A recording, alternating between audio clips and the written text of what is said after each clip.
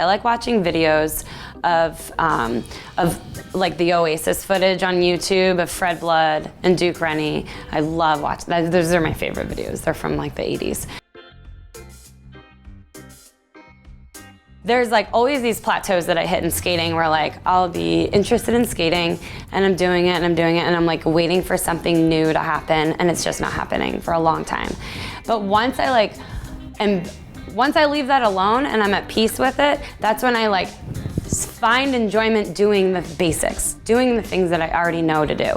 And when you're like really feeling skating and not anticipating anything, like you're just doing all the basics, is when like a miracle trick will just occur. Like, oh, I did that. Like that's normally how I'll get inspired by tricks.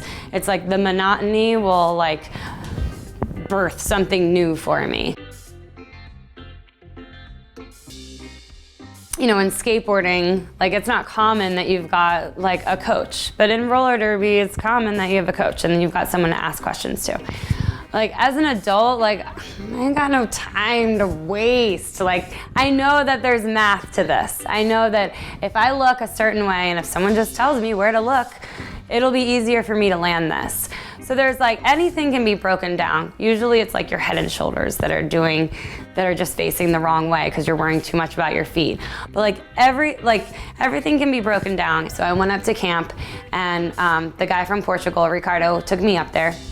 And he had some tips for me, and then I met another guy out there named Miguel Ramos, who's an inliner, and he coaches kids in the summer. So I know that these guys know like where, you know, they know what to tell you, like where to look, and it was really awesome to be able to ask someone that already knew. And I love to teach, so any tidbits or tips that I can get from anyone that has more experience than me, I'm gonna pass that information down to somebody else. Learning inverts is so frustrating. Oh my God. It is so frustrating. Like, because I'm a gymnast, so like I can tumble, I can do handstands. And when you do handstands, like you've got your weight in your hands, you can feel it. When you're doing an invert, it's weightless, and it's a timing trick. It's like learning how to block in derby. That's what freaking learning an invert is. You're airing, but you're placing your hand down and then landing from the air. So you kind of pop off the ramp. But if you have any weight, you mess up. And if you're it's just so easy to put weight into your hand and then it messes me up. So it's just, I don't know, it's a timing, inverts are frustrating. It's a timing trick, it's an air, like you put your hand down and then you enter, but you're not, I've landed some, and when I land them, I don't feel any weight. It's a very fluid kind of rhythmic trick that you can't control. It happens at the time, you know, it's really frustrating. Inverts are hard. What inspired me to not side stance skate? I'm pretty flexible, but that is hard. That is one weird, unnatural stance. I think back in the day, I mean, maybe I'm probably wrong, because those guys are really cool, but back in the day, maybe they thought that was like more like skateboarding, because the trucks are facing in the same direction. Like, maybe that's what they were doing, but it's so unnatural and weird. Like, if you're looking for something new, that is a really challenging skill to have. That will completely open up your world to like every approach and every exit when entering the ramp in parallel stance too.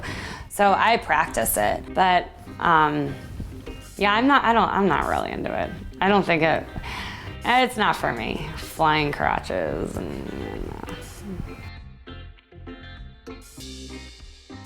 Skate components need to be developed for this sport specifically, and there needs to be some kind of standard or language for the tricks so that people have something to look forward to or know what to do next. The skaters, okay, like, I couldn't keep up on their street skate. Like, that's a huge confession. Like, I would think I'd be able to keep up on any street skate, but like in Spain, they are serious skaters. They are getting together in groups of hundreds at least once a week and skating for 5 hours a night at full speed. Like they'll skate for an hour, set up a bar, dance a little bit, pack it up, skate for another hour, set up a bar, hang out, other people meet up, and they do that all night till like 2 o'clock in the morning, starting around 10 o'clock at night. And it was really difficult to keep up, but to see what's going on in Spain compared to the US is unbelievable. I started the backflip by doing back handsprings on my roller skates on flat ground. So the first time I did that was a couple years ago, and I started doing that on the grass, and that is really dangerous. Like you need, I would definitely start on the grass or the carpet if you're gonna do that. And you should already know how to do a back handspring before you do a back handspring on your skates. So we have 3 girls on our team now that can do backflips. We've got Vanna and Indy Jamma Jones and myself. I got a Facebook message from Indy Jamma Jones last year asking if she could, she said, I want to go skate with the Moxi Skate team. I'm traveling across country. I want to go to Long Beach. Will you skate with me? And what I met was so awesome. She's 23 years old. She's like 9 years younger than me. She's been a gymnast her whole life. She's super passionate, and she sees like, she wants to turn ramp skating, she wants like to blend Beyonce videos and ramp skating together. She's really developed this style of like, she invented the Wahoo, which is like this flying split trick I never would have thought of. And she's just got this like cowgirl style. Like she looks like she's just owning it on a horse all the time when she's skating on a ramp. And it's just really interesting to see like natural skaters like get to a level where they like are adding their style and flair. Like Dirty Deborah Harry once told me, like, learn all the rules, like learn how to do it the proper way and then break all the rules. And it's really cool to watch people like just own it. Like their personalities are coming out in their skating. Yeah, I don't think it's like, these are my nails. I don't think it's like a cocky thing. I just think it's like, it's a challenge to like try to be the best skater that you can be without breaking your nails. Anyone that's influenced to go skating in the skate parks, I guess I would have this to say to you: wear a helmet. My sister has a traumatic brain injury. Traumatic brain injuries are no fun. Like, they change your family, they change more than just you. You have no idea what the outcome or what the personality defects are going to be. You have no idea what your reaction, like how you're going to be. You have no idea if you, like, I mean, to wake up in a hospital bed and to have nothing that you had before, and to have to start all over again from eating and writing and walking, like, if you can ever, like, that happens if you're trying and you fall and you hit your head hard enough. Don't skate alone, because if you fall and you hurt yourself and you don't have anyone around, you know, it might take you a lot longer to find help. Start from the bottom. Like, don't make your first don't make your first question how to drop in. Like, how do I drop in? Like, just start from the bottom and learn how to pump, and eventually you'll be airing before you're dropping in. And be super easy on yourself. Like, don't try to learn stunner tricks. Like, just start with the basics and build upon that.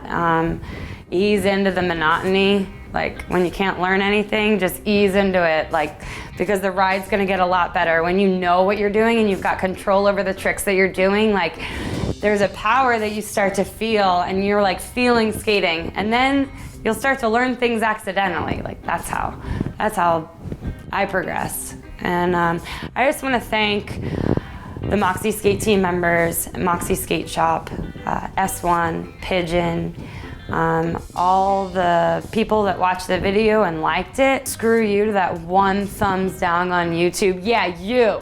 Screw you. And put it in the comments if you do like it.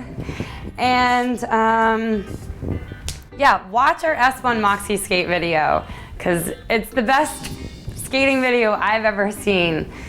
And be safe and wear your helmet and keep skating.